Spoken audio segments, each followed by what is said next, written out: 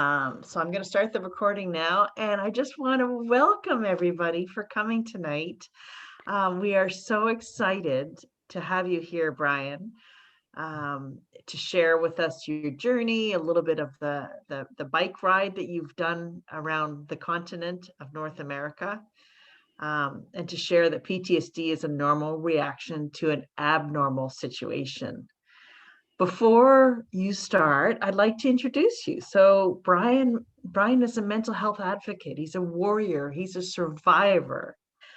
He's born in Vancouver, BC, and he grew up playing rugby and skiing while enjoying anything and everything outdoors. And after completing high school and university at UBC, his next 20 years were focused on his career, working for a Fortune 500 company, small to mid-cap Canadian business, and developing an appreciation for sales and marketing.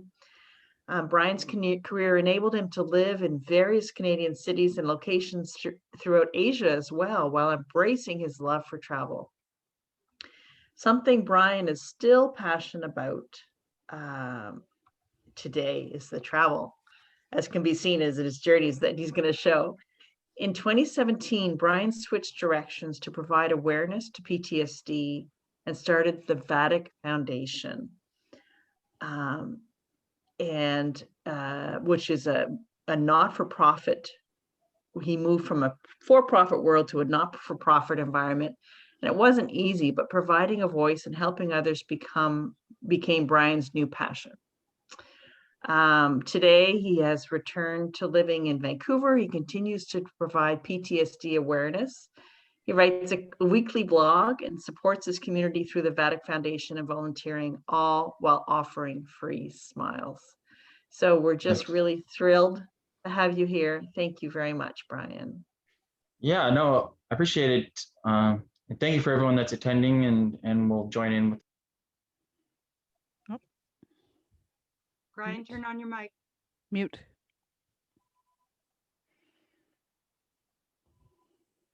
Down below on the screen. There you go. Look at that, I messed things up already. No, you can't break Zoom. I just want to make sure I say thank you to everyone that is going to join. The biggest thing that I think I've been stressing with everyone about PTSD is exactly what it says on the screen, is that it's a normal reaction to an abnormal situation. And when we say abnormal situations, it's because in life, we normally get thrown into arenas that we didn't ask for. And it especially happens to us at a younger age. And how we learn from it and how we develop can affect us as adults and how we raise our children and how we live our lives.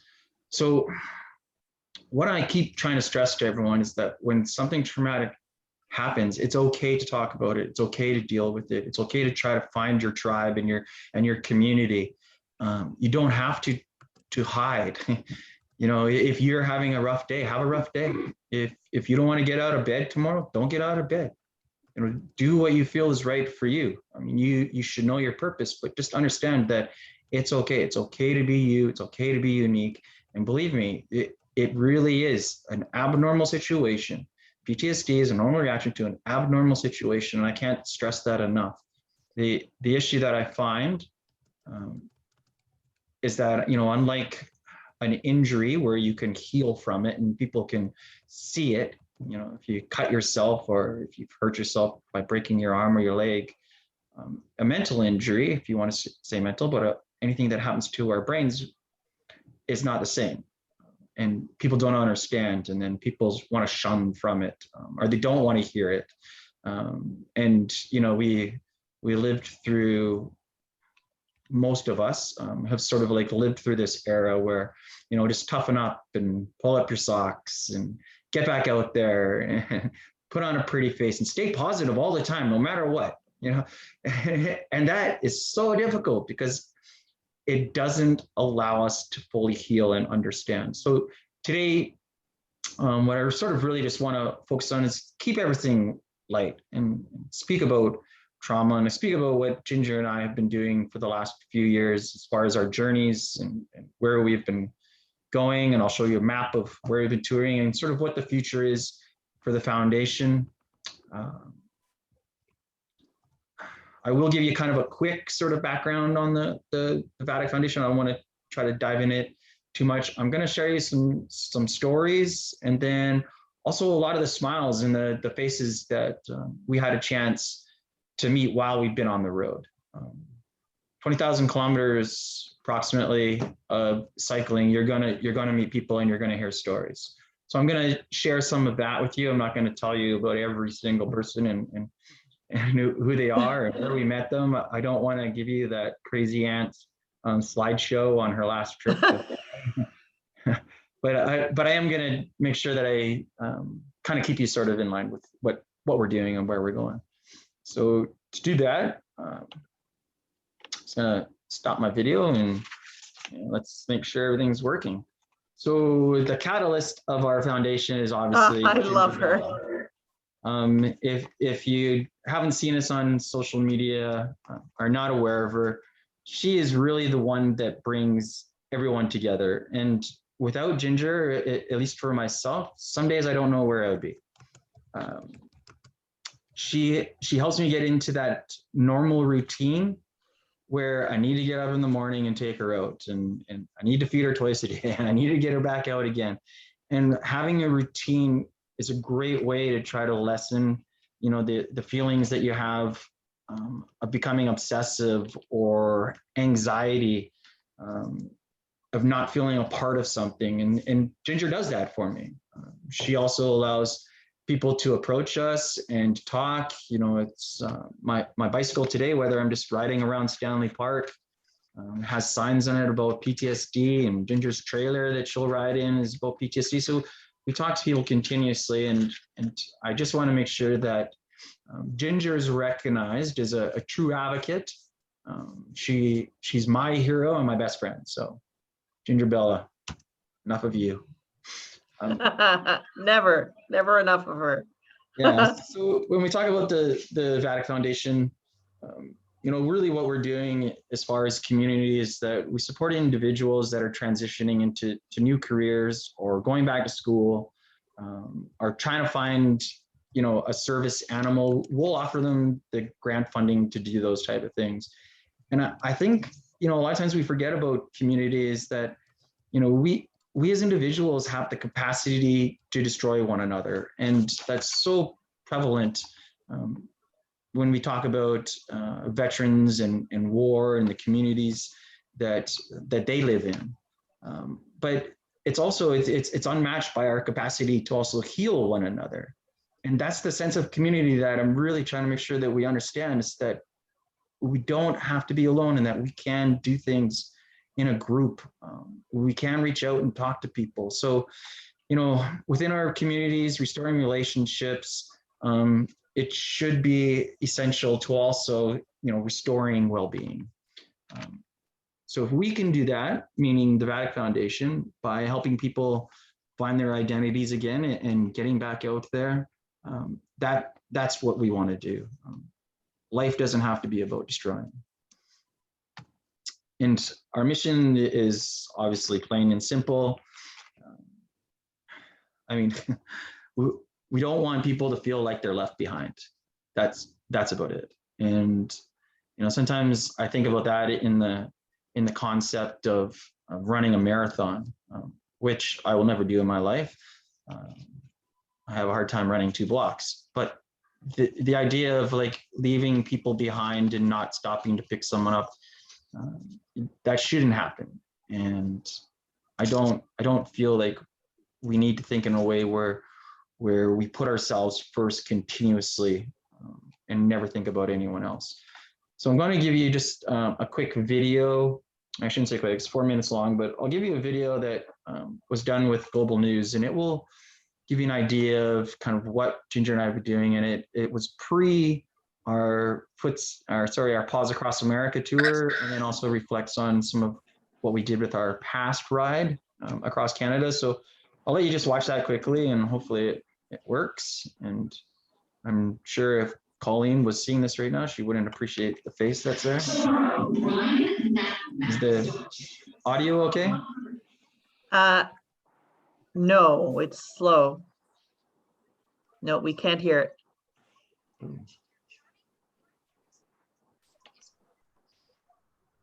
No, we cannot hear it. So, okay, if you can stop sharing for a moment, Brian. I can do that. Sorry. And then when you click share screen, if you can make sure the share computer sound is button is clicked as well. Oh yeah. See, there's always something. Can I And go if back you to want clicking to share? try that, let's see. Okay.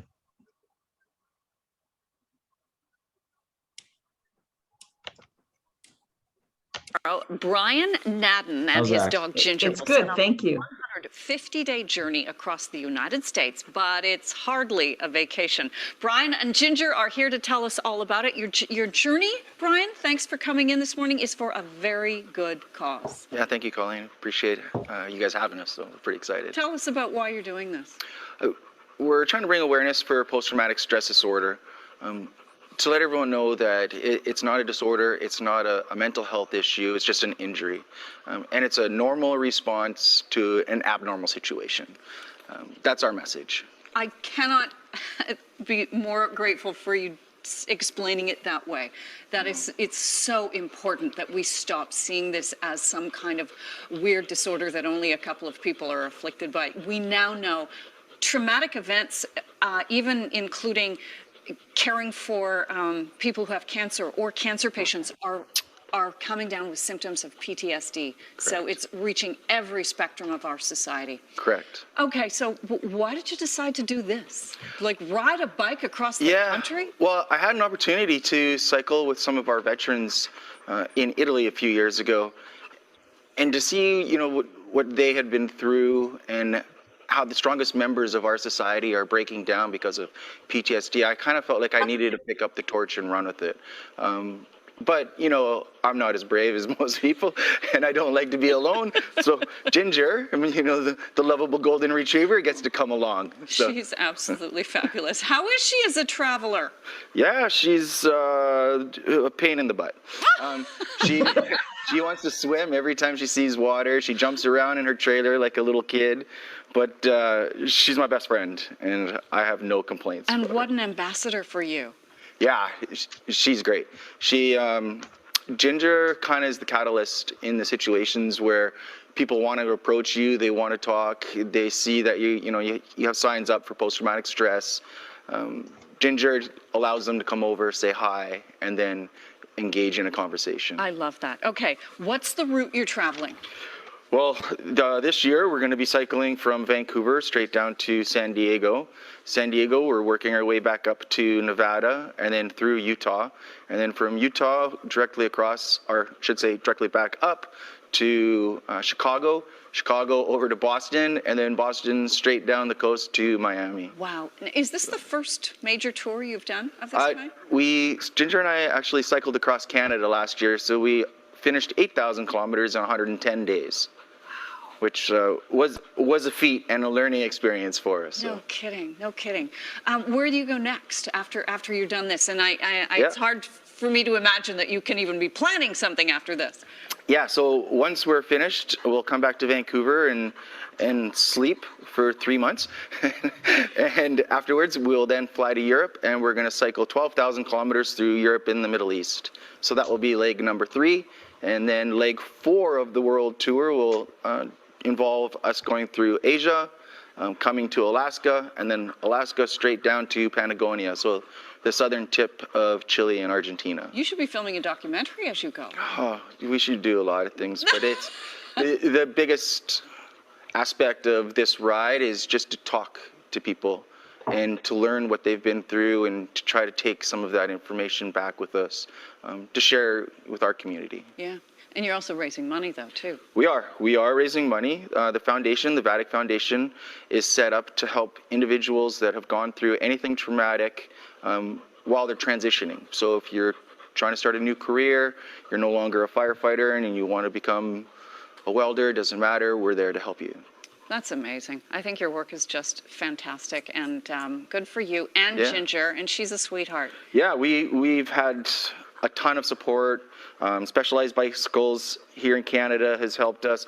Locally, Simon's Bike Shop has been nothing since, just incredible since day one. They actually saw us on Global last year. Nice. Ginger and I walked in and they said, "You're the guy that's cycling," and they've helped us along the way. So Fantastic. we're really thankful for our community. Well, we're thankful for you for doing this, Brian. Cheers. It's awesome. And if you would like to make a contribution, you can go to the website. It is VATIC, which is VATIC Foundation.com. Oops. All right. Thank you. That was really good. I love that, Ginger Bella. So I'm just going to try to bring back up the video. Yep, I see the presentation now. No, sorry, I just wanted to bring up to share the video. So Ah, there you go. Yes, can everyone see me? we can see you. Awesome.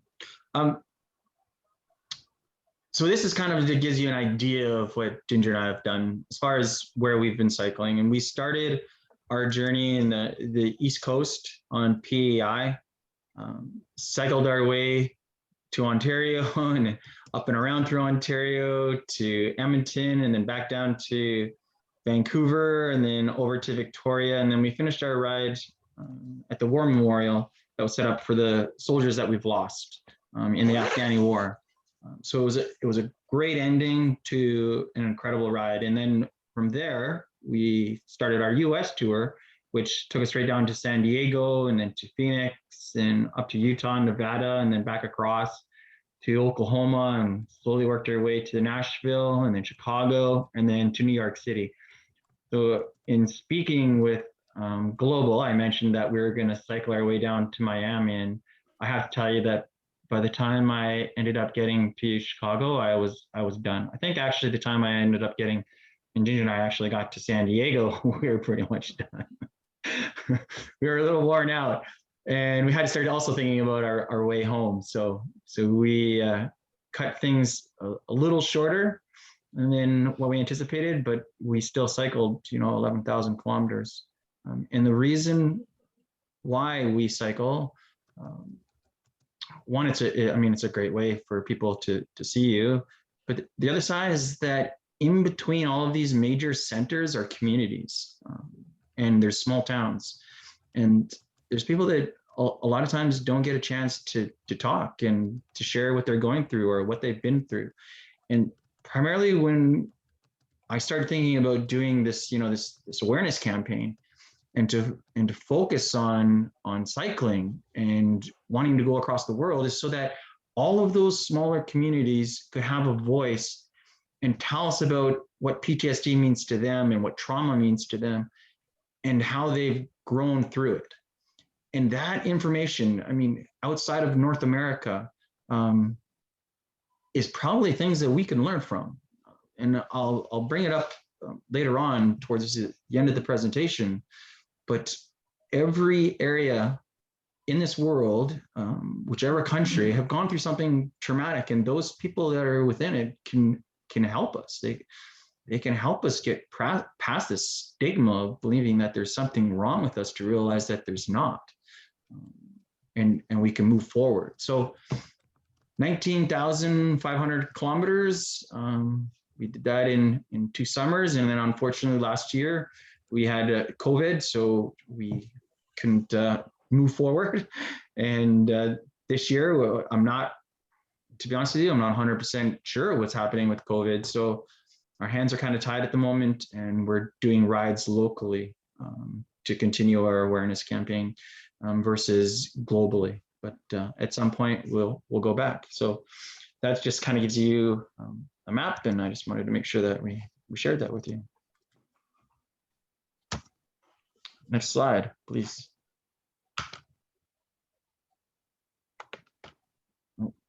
You've got the slides there, Brian.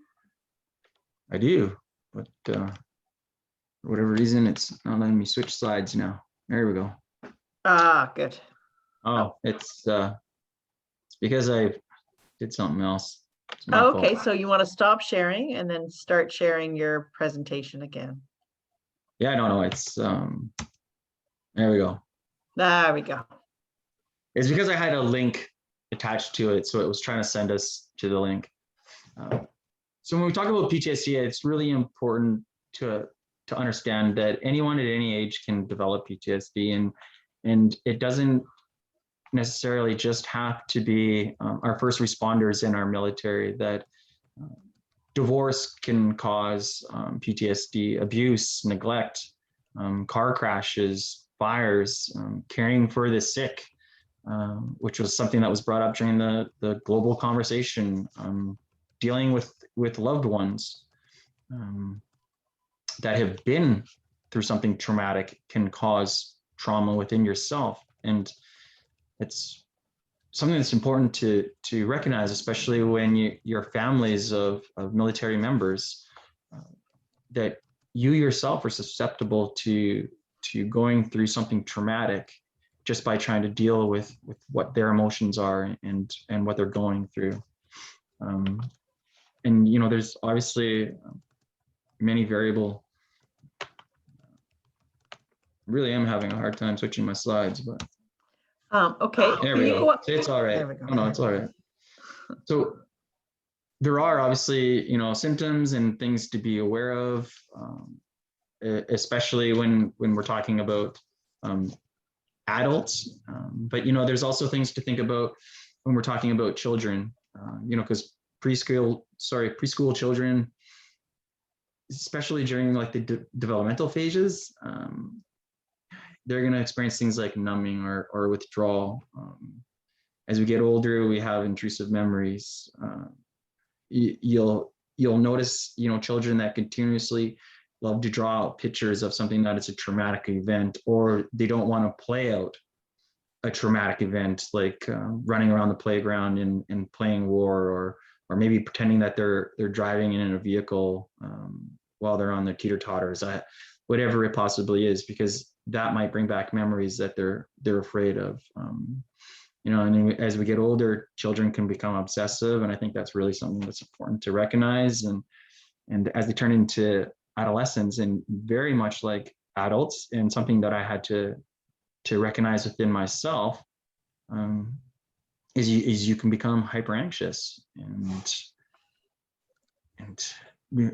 as an extrovert, as we talked about earlier, that's very common with people, and we're never really 100% sure why we act this way, but it could be related to trauma, and that's something to keep in mind.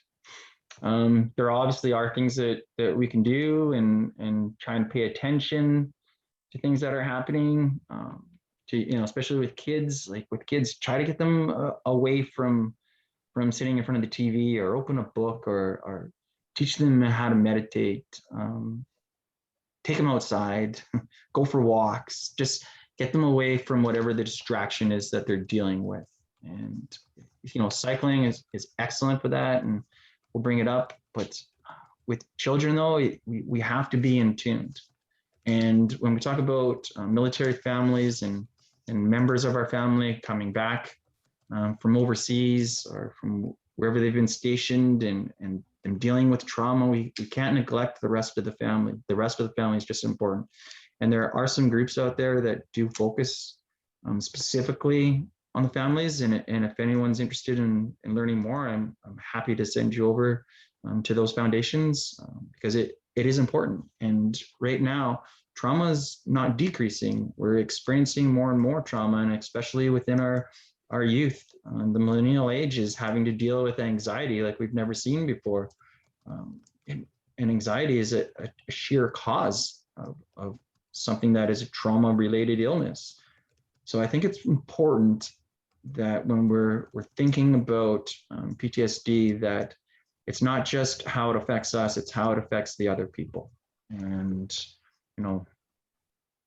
there's a lot of mothers in the world that are shuffling more than I can imagine. And what we don't want to see is anything falter when it comes to kids. So kids are important. I've kind of thrown this in here for you that the reason why I started cycling and having a grasp of PTSD was because of Trevor Guthrie. And Trevor Guthrie in 2015 donated a song called Strong Hands, and he donated it to Wounded Warriors Canada to help raise funds and awareness. And I remember Trevor, because he is a friend, mentioned to me that he was going to do a ride with Wounded Warriors Canada with veterans, and I should come along and get on board. And I had no idea what Trevor was talking about, but it was kind of a changing moment for me, and I do have to give him praise. I know it's not a great photo, but there's a photo of Trevor and I, and that was from our tour across Canada, and another opportunity where Trevor and I had the chance to cycle with an American veteran of two separate wars, and to have him share his stories with us. I can't speak of it enough about, you know, the power of just being out on your bike and not having the stress of life around you. This individual, now into his 70s, he spends his life now in the Okanagan, looking after an elderly parent, and the things that he's going to, he says, are very similar to a lot of the feelings that he had when he came back from being deployed. So great experiences, and I do have to thank Trevor in some ways for that. But the most important thing, I think, overall, is just understanding that we're not alone. We're not alone when having to deal with trauma. So the faces of trauma, and sort of, you know, what does that mean, I guess, because it could really mean just about anything. But the thing about trauma that we never really see is what someone is dealing with, because it's so easy for us just to put on a pretty face and smile and go into work and make sure everyone's happy and you know, tell the same stories. You know, the narratives that we love to tell, when you think back to it, a lot of us have a handful of positive stories to tell about childhood, and we tell the same stories over and over again. And as we get older, we get in tune with telling the same stories and over again. And we never really focus on the trauma. We don't focus on the fact that we're going home to be alone, to sit in a house where there's no one else around. And COVID, you know, I'm not saying it's killing people, but it's mentally bringing a lot of individuals down, myself included. You know, this past year has been very difficult. I haven't been able to get out to cycle the same way, to continue to promote the foundation the same way, to sit inside with your dog or, you know, not be able to get out to share those smiles with people that just need a smile every once in a while because I'm wearing a mask. I mean, a lot has changed. And so we'll see what happens over the next year, but I really sort of just want to focus on some of the faces of trauma. And to do that, I also want to introduce you to other people. So hopefully I'm back again, if you can see my own face. Yes, we can see you. But these next slides, I'm just gonna kind of like sort of roll through them, and I'm going to tell you a few people. This gentleman, Ginger, I met, and he had a traumatic story. But you know, the beauty of this person is that he was making pizza at a convenience store with a town of about 500 people in it. And he wanted to come and chat with us. And he then started to express his life and what he had been through traumatically. And as we were leaving, he's like, I only have this $20, but I want to give it to you in the foundation. And Ginger sort of like fell in love with him because he just has that smile that just brings you in. But these are sort of the people that we've had an opportunity to meet and into touch. And Ginger is, like I said, you know, earlier, she truly is the catalyst for us when it comes to being able to have people approach us. So continue to bear with me as I can't seem to change my slide again. They both have such great smiles, Ginger too. Ginger does. Yeah, she does. That's about it. So all of the people that you're going to see in these slides shared traumatic stories. And were survivors of PTSD.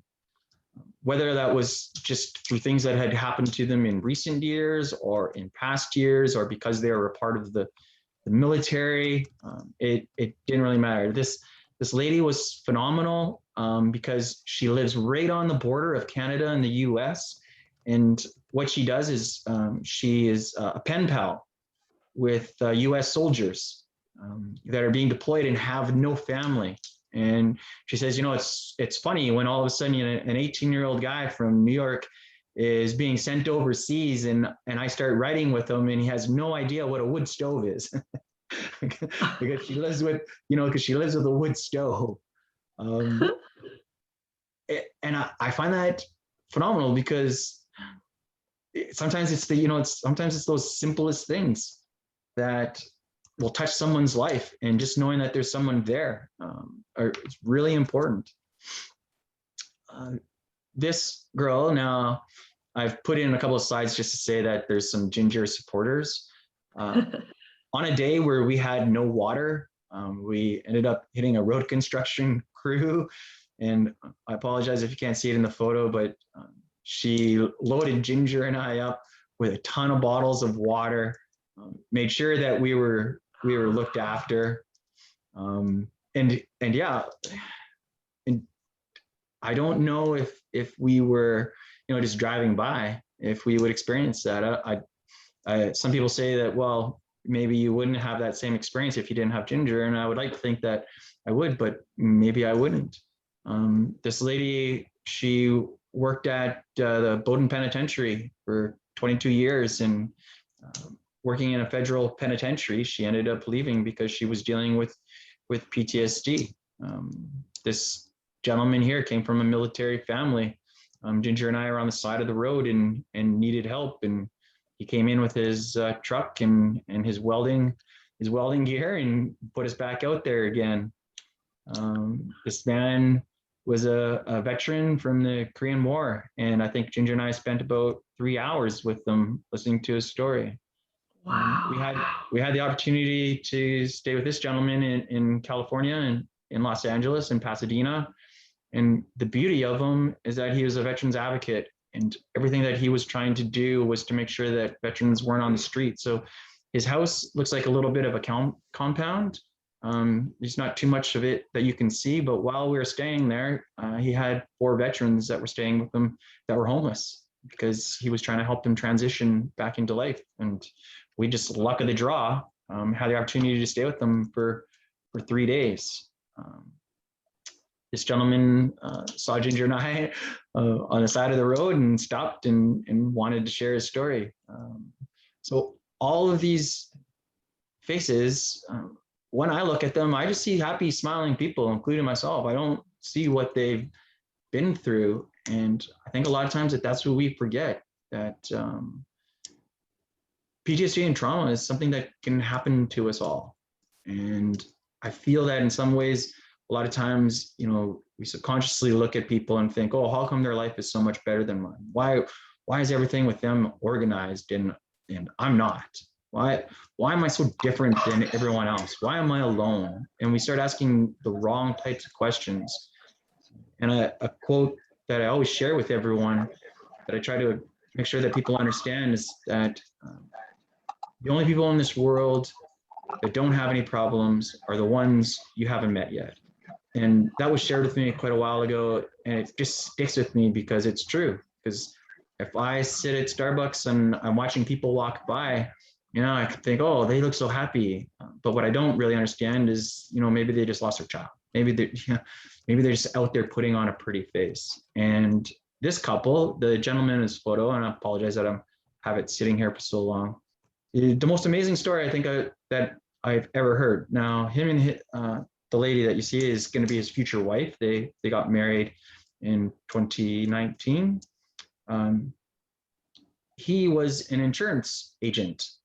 And when the California fires, because they lived in obviously just north of San Francisco, when the California fires started and he was having to go through the adjustments and to see, you know, obviously the claims for everyone and the houses and whatever else, he broke down and his employer couldn't figure out why, and he had to go on leave, and all of a sudden he was diagnosed of having PTSD. And that's because one of the addresses that a claim was put in for was for a house that him and his previous fiance from 10 years ago had purchased, but she had lost her life in a car accident, and he never dealt with that trauma. He pushed it down and went on about his life and continued to work. And 10 years later, something as simple as him just seeing that address of that house that they had purchased together and didn't have a chance to live in, threw him back. And that's where I say, don't be afraid to talk to people as we go through things that are traumatic. And whether or not people want to hear it or not is fine. How we present the subject to them is our choice, but don't feel like you're not an individual that can't be engaged with what's happening around you, and asking for people to be engaged with you. Because I never asked for this gentleman's story. He just knew what we were doing, and we stopped at a winery, Ginger and I, and next thing you know, 3 hours later, we're friends for life. So yeah, and sorry, that story just makes me a little emotional. Obviously, someone else that was a survivor and was dealing with cancer. I came outside of a grocery store, and there's Ginger's new best friend, and here I put in a Ginger supporter. Ginger's not a big drinker of beer, but I have to tell you, on a hot day, it looks like she really wanted his. So I don't know, but another veteran and another story and more support. Another veteran and another story. This gentleman was homeless and had just found a job, and he'd been working at it for a month. And that's when we met him, and he had something to say. This gentleman is actually the owner of Specialized Bicycles. And when we went to their campus, because they are one of our sponsors, he shared some of his stories. He had never really dealt with trauma, but he did deal with attention deficit disorder when he was younger, and has started a foundation in the US to make sure that we're helping kids and getting them out and getting them cycling if they are diagnosed with ADHD or ADD. So more supporters for us. This girl was an empath, and as soon as she saw us, she had to come and share. Again, more Ginger supporters, because they're all out there. Another survivor and another smile. More smiles. More smiles, and the joy of children. Again, this gentleman drives up and down the highway delivering RVs, and had seen our story online and spent a month solid looking for us on the highway until he finally found us and gave Ginger a ton of treats, and more Ginger supporters, more survivors, more smiles. And I think what I'm really trying to express here is that when you look at these faces, is that I don't think we see the trauma. We just see what we want to see, and that's just someone's happy. And I feel that our society has programmed us in a lot of ways to only recognize that, to not pay attention to anything beyond what is being shown to us, because it's easy for us just to say, how are you? And someone reply, oh, excellent. And then we move on, we move past it. We don't dig a little bit deeper. And sometimes it's the things that are a touch deeper that we do need to ask questions about. And this lady, Ginger and I just loved her. She's a veteran that was here in Canada, and she saw us cycling down the road, drove home. Well, she turned around, drove home, and a half an hour later tracked us down and gave Ginger a ton of treats, and Ginger shared her kisses and whatnot with her. And it was a great experience to meet her. So when we talk about people's stories, and we really talk about an individual's smile and what we know about them and what we don't know about them, Nicole's story really sort of comes through, and she's someone that we've been able to do some things with through the foundation. And I think what you don't see, like when I look at Nicole and I look at her photos, she just seems to be living life. She's happier than you could ever imagine. And she obviously has been through some things that we don't need to talk about today, but I don't know if I ever met her, I would actually think that there was something wrong with her. At one point, she was a part of the Canadian Olympic team for speed skating. She was a university student. Everything, for her in her life was going well. There shouldn't have been anything that would bring her into that position. But the deception of a smile is something that we do need to be concerned about. And when I say that, it's not to look at everyone and think, oh, there's something wrong with them. I need to try to help them out. But to maybe sometimes ask that one extra question when talking to people, to learn something about them, whether it's how's your marriage, how's your kids, just so they can answer something, so that we can see, okay, things are good or not good, or maybe they are trying to tell us something. But just to dig a little bit deeper sometimes, and not just look at the smile and think, oh, everything's well. And in Nicole's story was quite phenomenal, because she went through all of her recovery process. She met a new guy. She was extremely happy. He ended up being diagnosed with cancer, and she helped him as he worked his way through the cancer and fighting the cancer and all of the treatments, and being there for him, to him recovering from the cancer, and them having the opportunity to get married, to then spend their honeymoon, when they think that everything is perfect and there's no issues anymore, back in the hospital, to then only find out that within a month and a half of them feeling that their world was where it needed to be, to have Josh pass away. And that was within a 6-week period, and it happened over Christmas. It happened over New Year's. It's the start of a new year. And how do you go on, continuing on in life, when the one person that you found the happiest moments in is now gone? And does that make you turn back around and start thinking about suicide, or does that turn you back around and make you feel that you're inadequate for having emotions? That you can't do anything in life now because this person isn't going to be with you, or the past traumas, are they going to come back, and are they going to become triggers, or do you just keep moving on? And I have to tell you that if I never really ever tried to learn something from people outside of just what their smile is, and to not dig a little bit deeper, some days I probably would not know anything about it. And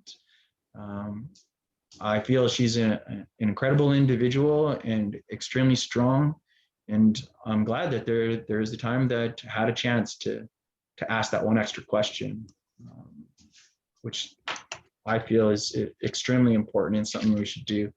And I know some of these, these stories, they can be depressing, and we don't want to deal with that. And how can we go about supporting our community, and what can we do? And this was like, I would say, a real changing point for me. And this, and I'll show you a slide in a second here, but Dahe Daniel wrote a book and also did her thesis, and she did it on what she called one cup of coffee. And one cup of coffee, really everything about it is about how the Ethiopians dealt, how they dealt with going through, I would ultimately call it genocide, although it probably was never really looked at being genocide. And during the 70s and during the 80s, the military oppression that came into power and what they called Red Terror through the Derg regime, which was the military regime, destroyed families and destroyed lives. And something as simple as like a funeral because your brother was just murdered or killed and thrown into the street. we're not allowed to have anymore. Social gatherings were not allowed to happen anymore. But the one gathering that they allowed was women who traditionally would come together for a coffee ceremony. And during that coffee ceremony, they roast the beans, they share what's happening around them. They drink 3 different grades of coffee. So they start off with one that's strong, medium, and then mild. And this process is probably about 2.5 hours. It's not just something that happens quickly. And because the military felt that women had absolutely no threat to them, and if women wanted to get together in a group of 16, they didn't care, because they figured men were the threat, not women coming together and bonding and trying to figure out what can we do to support you, because people's families were being torn apart. And it's really no different in Ethiopia. What happened in Cambodia with the Khmer Rouge is that anyone with any type of intelligence that the military felt a threat for were being murdered. And of course, one of the first government groups ended up being the communist group. So, any Western country didn't want to not support the military because we're all democratic societies. So if we feel that communism is going to come into play, then, oh, no, everything you're doing is all right. So the power of the one cup of coffee was allowing women to come together, to share their stories, and to find out, like, how are you dealing with the fact that you haven't seen your daughter for the last 3 weeks, and that your son was kidnapped, and your husband was sent off to a camp, or bodies are showing up of your family members in the street. How are we dealing with all of these things? And that's where I say there's community support. Now, are we going to go to the same extreme of community support? No, because we don't live with what they're going through. But what we can do is still come together to try to support each other and to try to help each other. And I really feel that that is an emphasis of the VATIC Foundation, because without that, we are just doing what we normally do, and that's isolate and be alone. And that's the worst possible thing for PTSD, for trauma, for mental health. And that's why, I really try to promote community and try to promote something as simple as cycling. Cycling has so many benefits to it, and especially when you start thinking about what we're going through on a day-to-day aspect and perspective, that if I can get out onto my bike, it pulls me away, it pulls that thought away of what's making me feel anxious. And that's such a huge thing when we talk about, the cure and what we can do to try to cure cycling. Because outside of just what's sort of standard, as far as like treatments and what's really happening, I think simply put, that when we can get out and we can get out onto our bikes and we can get people just outside and build up a routine, no matter what it is, there's exposure treatment to it. And through PTSD, the easiest way to try to cure someone is through medication and psychotherapy and exposure treatment. And exposure treatment is like a slow introduction to that trauma. So if you imagine that you had been in a car accident, a girl that we helped out in Edmonton turned left onto a busy road and hit a pedestrian who passed away, and she was only 20 years old. And her recovery process was slowly just being able to get back into a vehicle, to then driving as a passenger, to helping her parents park the car, to driving to the store, to then going shopping and taking the vehicle out, and then going on trips. So that exposure treatment is something that's really important to the recovery of PTSD. But when we talk about exposure treatment, a way to sort of break down some of the anxiety that we have within ourselves and to get rid of those stressful triggers is to get out and just try to be active, to exercise, to get out onto your bike. And patients have advised to specialists to say that, like a regular bike ride it's helped them to get rid of negative thoughts. It's helped them to break down the fear that they're feeling. Because if I'm a veteran or a first responder, a lot of the things that can happen to me is that, you know, my heart rate's gonna go through the roof.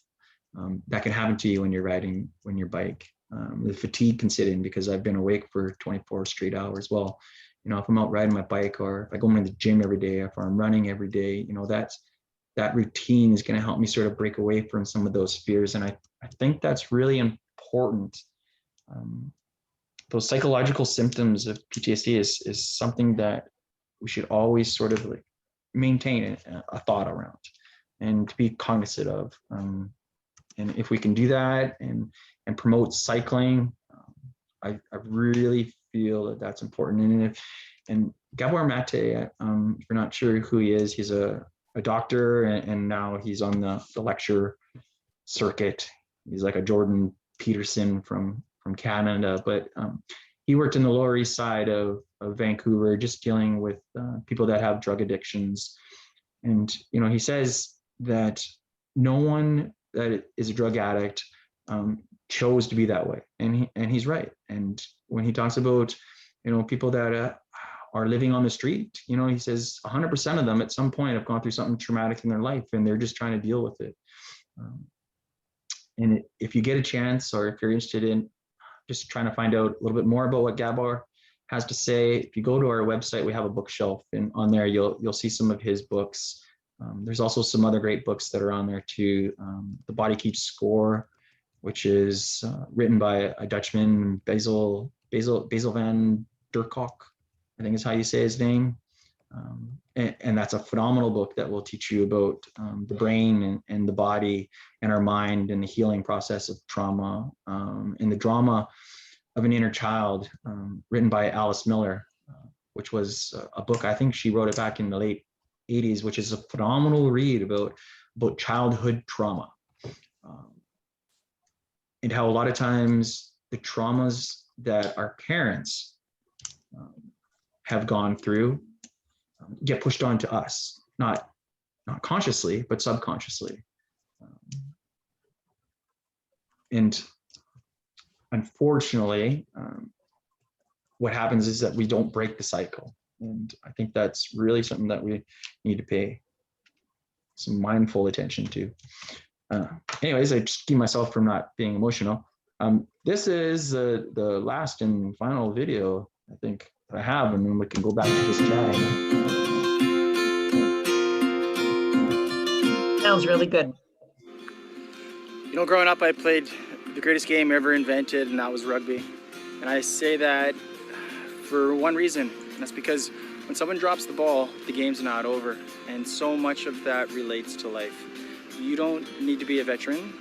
You don't need to be a first responder. You don't have to become a hero. What you can do is pay your respect. And remember, just because someone's fallen doesn't mean you can't get behind them to pick them up. Just because someone dropped the ball doesn't mean the game's over. It just means you got to pick it up and run a little bit harder. All of this and everything that I'm trying to attempt at doing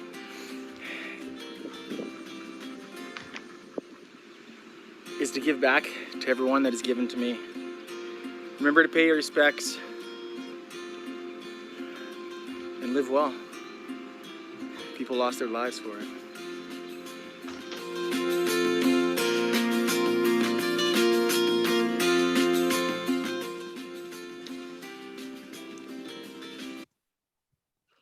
So I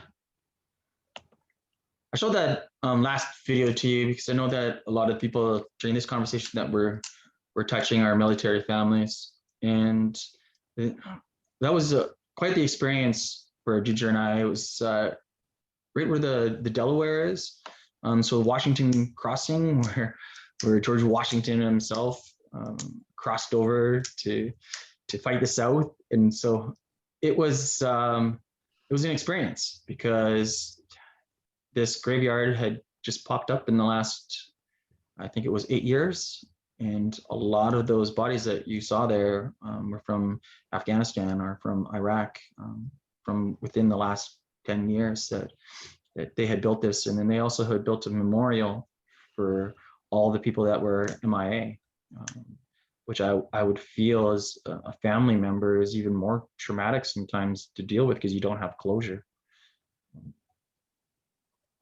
And when we talk about trauma, we talk about PTSD, and we talk about getting past that smile, and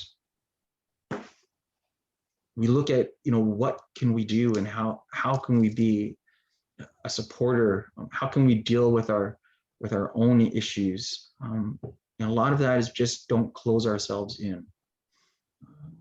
Don't turn off the lights. Don't lie in bed, for the weekend. Force yourself to get up. And these are all simple practices that if I talk to a psychologist would tell me, Brian, just get yourself out there. Go to the store today. Take your dog for a walk. Get out for a bike ride.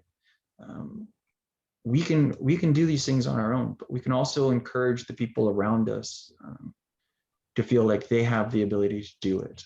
And when Ginger and I are out cycling, we're just allowing people to talk, and we're putting a face out there to say, I'm also a trauma survivor in a completely different aspect than to a first responder or someone that has been in a war, because I was diagnosed with complex post-traumatic stress disorder, which isn't a part of the DSM-5.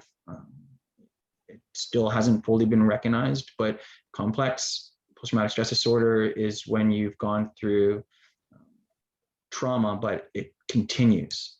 And a lot of people that we see that have had this issue or have had complex post-traumatic stress disorder are children that have been abused in some sort of way, or women that spent 20 years in a marriage with a narcissistic man that just drove them right down, and now they have to try to find themselves again and build themselves back up. And if we can do anything while leaving this sort of like presentation today, I think it's just to look at people in a different light, to understand that everyone has a story, everyone's been through something, everyone's dealing with things, and maybe we have the ability to bring something positive to them. And if that's just sitting at Tim Hortons and buying them a coffee and sharing a story with them so they can share one back, or when a homeless person is asking for change, just smile at them and say, hey, not today, but acknowledge them so they don't feel like they're left out and alone versus just running by them. Or talking to a family member, taking your kids out, just being there, just being more than who you are. Be that 1% better tomorrow than you were yesterday. So that's all I really have for you. And if anyone has any questions, please remember I'm not a psychiatrist, but I'm more than willing to answer them. And if you have any questions just related to some of our experiences, then please feel free. Wow. So before we get to questions, I just want to thank you, Brian. I guess the one thing that really stood in my mind from this presentation is that so many faces of PTSD have smiles. And just go that extra mile and ask that one question, not how are you? Good. That's it. Reach out, because that's what human beings, we need that as a community, build a community. Correct. Oh, what a fabulous presentation. Are there any questions or comments or thoughts from the audience?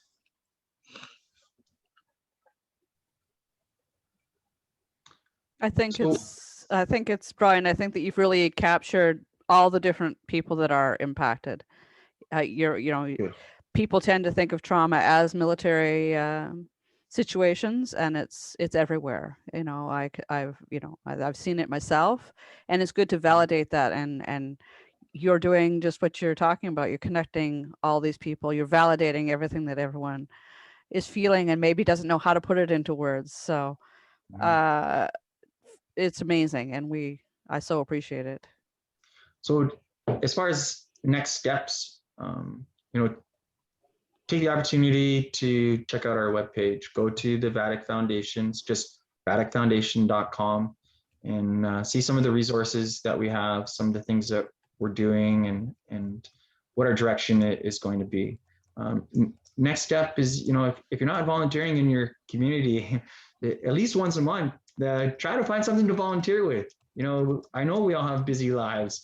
I don't have children, and those that do, I can be empathetic towards you, but try to find something that you can do to give back. And if you're dealing with trauma or depression or anxiety right now, reach out to someone. Just reach out and let them know. It doesn't have to be someone close to you. It could be someone that you just see every day, maybe at work or when you're picking up your lunch, and they ask you how you doing, and say, well, my anxiety is killing me. Let people know, because people might have suggestions for you, and I don't have all the answers. I wish I did. I wish I could help more people every single time I see them and I see people struggling. But next steps as far as ourselves is just make ourselves available. Get yourself out there. Be willing to communicate, and thank you so much to all of you. Our blog, we try to make sure our blog is updated weekly, and it's just briannadon.com is the blog. And a lot of what I try to write about is just keeping a perspective on we can grow, personal growth. So. And the hundreds of people that you have positively affected and touched through your travels. I'm so thankful. Jill adds wonderful presentation. So incredible to hear this. And I truly hope people will watch the recording. So many thanks and so much to take from this. I have to run. So much appreciation to Brian and Ginger. And Lori says, thank you for the presentation. I appreciate your dedication to this cause. You are an inspiration, Brian. Perfect. And this final slide is just, if you need our contact information, it's there. And please know that Ginger is ready for Easter. So, so thank you. If I may, Brian, yeah. One more comment from an old friend. You are doing amazing things. Oh, thank you. Continue what you do. As you know, we went to high school together. I am a survivor. I am a warrior along with you. I am an advocate along with you. Continue to do good, because that is how we conquer. Excellent. And I truly appreciate your words. So thank you so much. And just know, you're not alone. No, you're not either. And I appreciate that. I appreciate it a lot. So I'm gonna close off the presentation if no one has any other questions, and say thank you.